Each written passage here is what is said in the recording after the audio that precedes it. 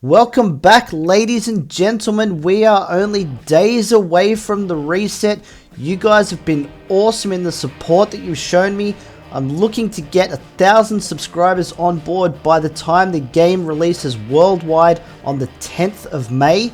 So keep smashing that subscribe button.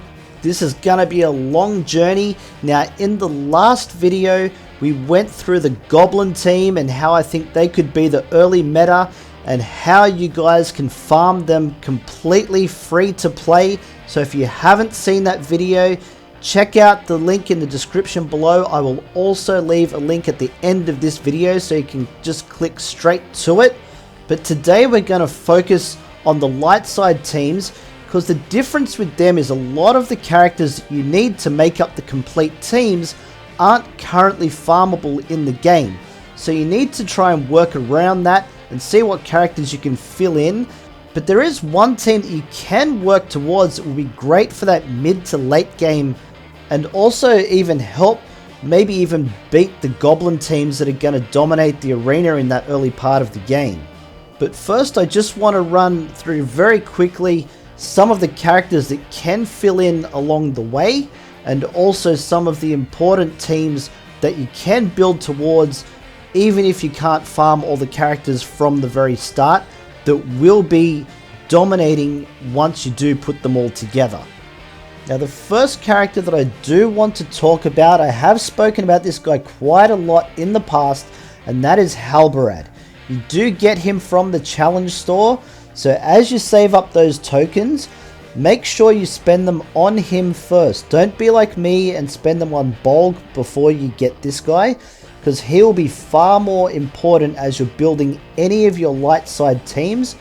As you can see, I'm annoyingly one shard short of unlocking this guy, but no matter whether he has any synergy or not with any of the current characters in your team, he can taunt, he can heal, and he can hit pretty hard. So you want to gear this guy up as soon as you get him, because he will fit in with any other team.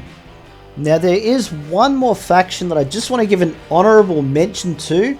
You can currently only farm 2 of these guys, and that is Gondor. Now, these 2 for Gondor, even though they are just generic characters, they both hit really hard. The Archer has some really nice AoE attacks that do big damage, and the Gondor Sergeant has your counter attacks and also some big hits on his own. Now, the best thing about these 2 guys is they are available fairly early on in the chapters.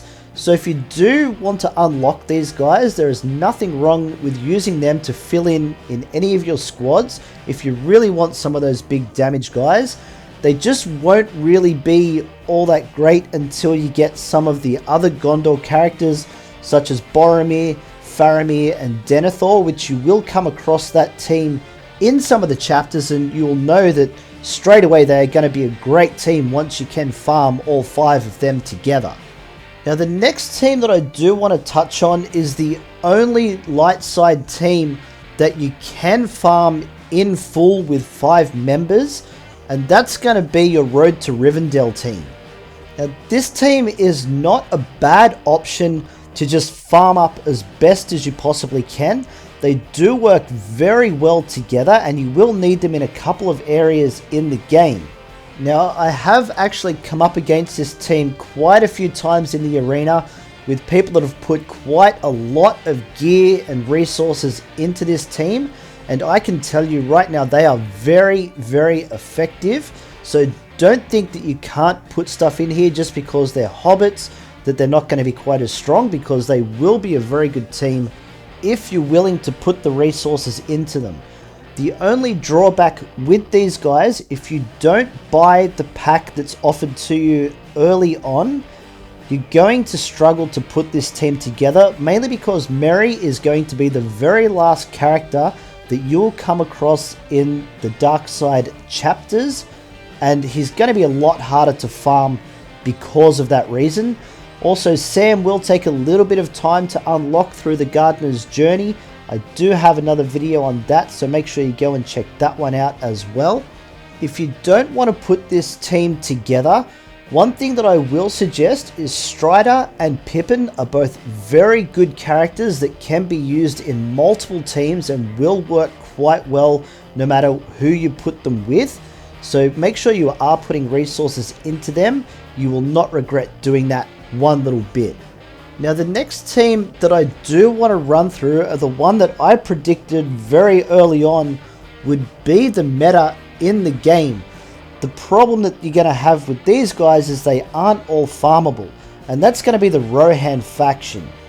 Now for my early game guides for the light side, I did mention Eowyn and Eothane. Both of these characters are very, very good, and when you get them near the start, you do want to keep pouring resources into them and leveling these guys up. The Rohan Hearthguard you will come across a little bit deeper into the campaigns, so you've got to do a little bit of work before you unlock her, but she can do some massive damage. I don't have her geared up all that well, and I can already see a lot of potential in her. Now the other thing that you will notice with the quests that are in this game, one of the quests is to unlock the 5 Rohan characters. The problem is that both the Rohan Herbalist and Eomer are both stuck behind a paywall at the start of the game. Now, the Herbalist may be unlockable if you're lucky enough to get him in the free chests. As you can see, I've already got 10 of 15 shards for him. He does unlock at 1 star, so you may be lucky and get him earlier on. But Eomer at the moment, you're not going to be able to get all that easy. But both of these characters are very important to making this team function the way that it's meant to.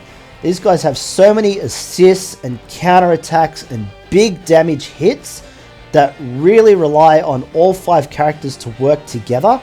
If you do have just the 3 that you can see unlocked here, you could add Strider as well as Halbarad to this team, and it will function quite well. You will get a lot of damage out of them and could see quite a bit of success even in the arena against some of the better teams. But until you get all 5, it won't be as good as it could be. But this is actually one of the things that I was talking about before, how you can mix and match some of these teams. Even the team that you're watching now has a few different characters from different factions mixed in together that just somehow come together and can work. But the next one that I do want to show you is the elves, and these guys here have a huge potential to be one of the metas in the game as well. Now to unlock these guys, you're going to have to do quite a bit of work. The Rivendell Duelist and Woodland Naturalist, you can get them fairly easy. They are decent characters. You could even put them in with some of your other teams. They can do a lot of damage. They've got good heals. Alright, but the problem is you do have to gear them up quite a bit because they do die quite easy. But they do have a really good stealth mechanic to protect them within battles, which is what makes the elves one of the tougher teams that you're going to come up against.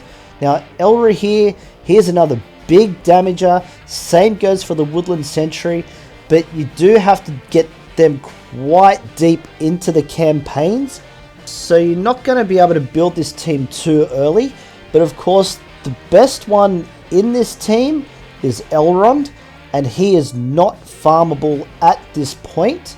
Now, he can not only heal, but he can resurrect characters. He can really keep this team alive.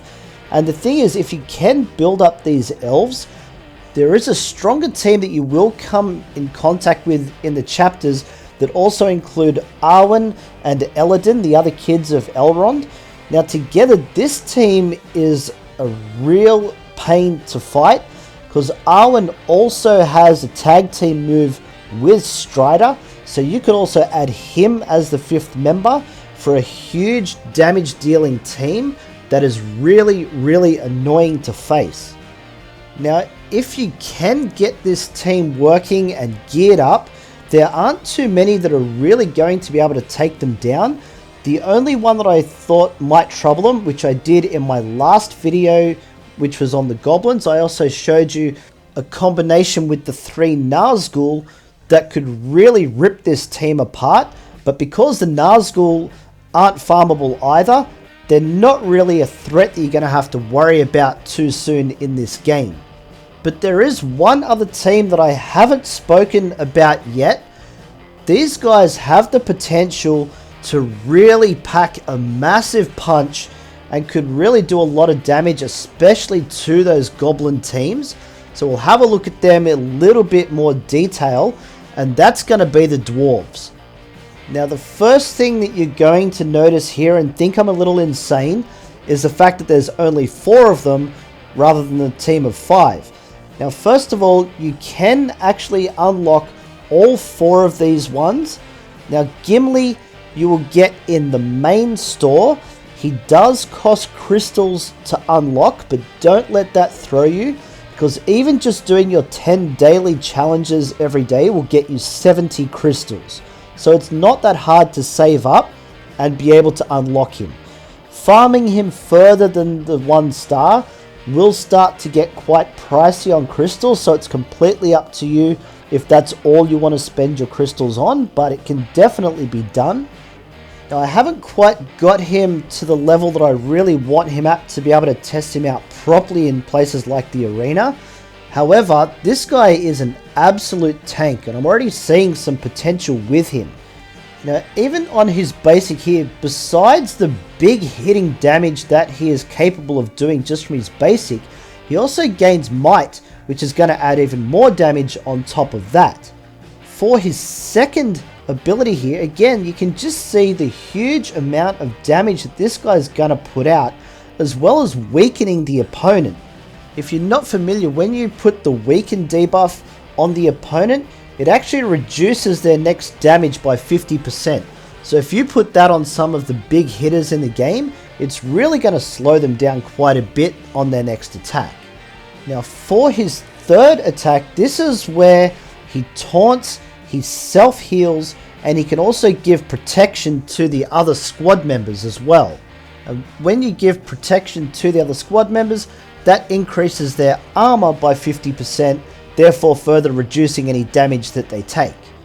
The most interesting one though is on his passive ability, is that when Fellowship or Dwarven squad members drop below that 40% health mark once it's maxed out, it triggers the Deadly Throw ability, which is a passive attack against the attacker. If that attacker is already quite weak, it could quite easily take them out without even having to take a turn. So Gimli's actually going to be worth those crystals that you're going to put into him. It's only going to be 450 crystals to unlock him, so I would definitely consider doing that. Now the next character that I want to show you is the Iron Hills Guardian. Now this one is my first official apology to you guys for overlooking this character in my other videos. This one's available at the end of the first chapter of the Shadow Hard nodes. Very easy to get, very easy to unlock, and actually quite a decent character. Now when we have a look at the first move here, besides some big damage, you can see there once you've maxed it out, they also have a 15% turn meter reduction just on the basic attack. If you've played Galaxy of Heroes, you know how important turn meter reduction can be, and from a strategy point of view, it can really put you ahead of the game in controlling the other team. For the second move there, what you can see is not only is this an attack, but they also gain taunt. And as you get up to level 4, you also get a stack of Unbreakable, which means if you get down to that last hit point, you will not go below 1 hit point, therefore you can't die while you have that Unbreakable stat above you. The other good thing about this one being able to taunt, alongside Gimli who can also taunt, because they can alternate between those taunts, you can really control where the damage is going on your team, which can really help the other guys come through with the big attacks and deal the damage to your enemy. For the third ability, you can see there, besides doing some pretty decent damage, they can also inflict stun on the opponent. Now anytime you can stun an opponent, it completely takes them out of the battle for 1 turn. Now this is another really good way to be controlling the battle. So this little character here that didn't really come under my radar at the start is someone that you could put into those early teams and really help you control the way that you battle your opponents in that early game.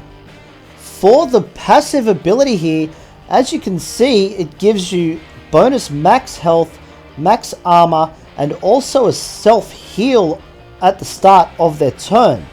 So this character has damage, taunt, and self-preservation. So if you wanted to add this to one of those early teams, you could probably take Frodo out of the early team and put this guy in instead, and would probably do a pretty decent job and be a good way to start building up towards some of these dwarven teams that could be more important down the track. Now we get to add some more well-known names, Philly and Kayle.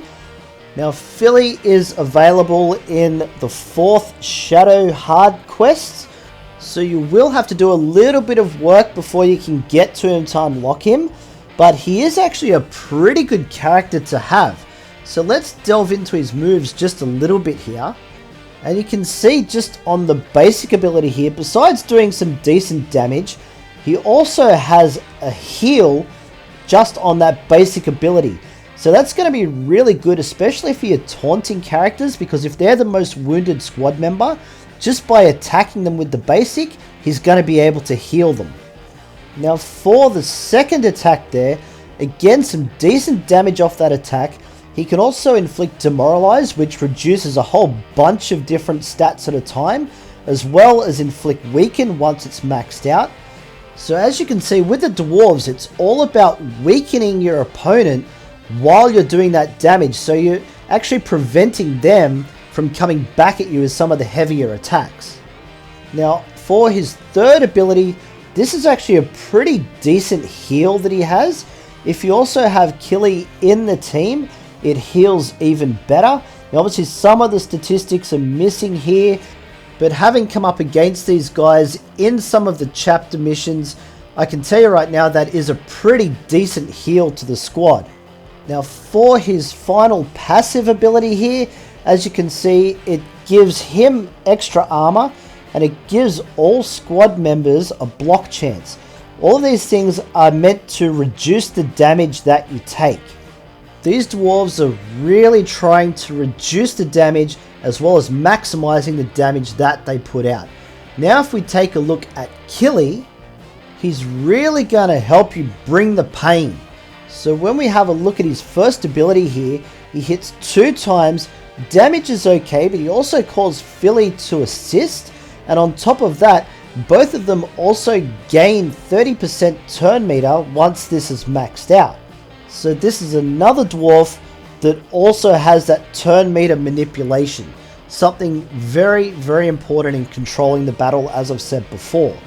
On our second ability here, you can see this will actually do some pretty decent damage once it's maxed out, but it will also disable the target for 1 turn, which means they can only use their basic attack, and it will also dispel the boons that are on them, which means this could be even a taunt. If you attack someone that's taunting, you dispel that taunt from them, allowing you to attack whoever you want to attack after that.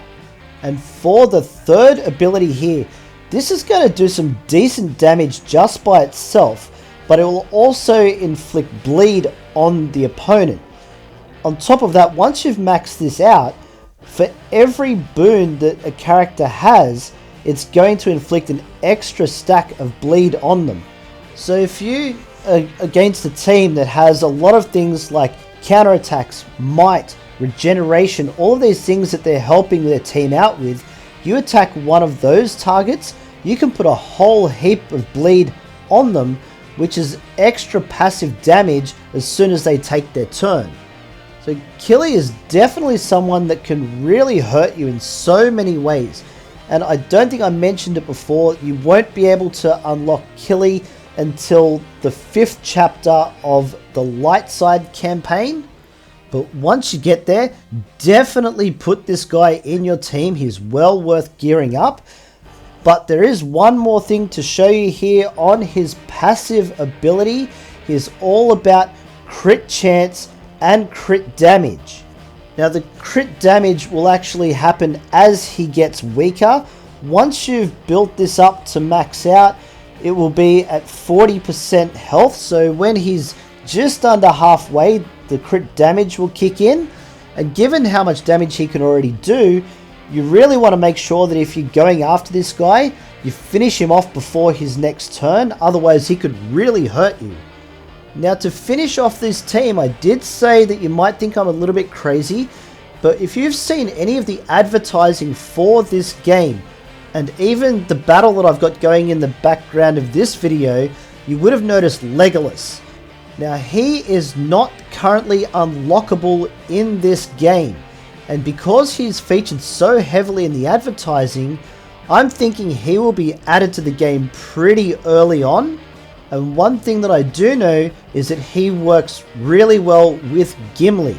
So besides all of the taunts and attacks and healing that you have there, you'll be able to add a really good attacker to this team and potentially have one of the best teams in the game.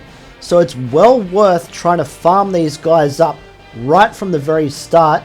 As you unlock them, add them to your team, build them up. It will definitely be worth going after the dwarves. Now this will probably be the last video that I will get to do before the reset. Once that reset happens, I will bring you guys the start of the game, all the farming that I've put into place, all the ideas that I've got going on in my head. I'm going to put it all into one cohesive video for the starting guide of the game. So once it comes out worldwide on the 10th of May, you guys are going to really know what to do at the start and what not to do. Until then guys, don't forget, like and sub. You know the deal. We got plenty more Heroes of Middle-earth coming your way. Don't miss out, and we'll catch you in the next one.